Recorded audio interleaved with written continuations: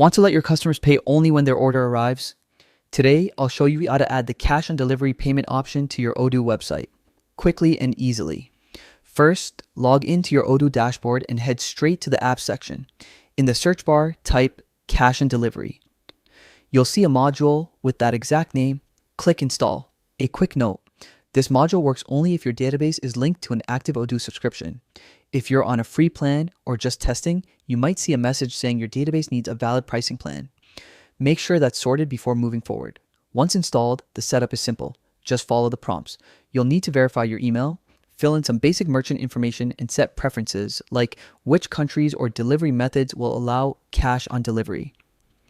When everything is live, your customers will see cash on delivery as an option at checkout. This is a great way to build trust, especially in areas where online payments aren't as common. Just ensure your delivery team or courier service can handle cash on delivery orders. And that's it. In just a few steps, you've added a payment option that makes shopping easier and more secure for your customers.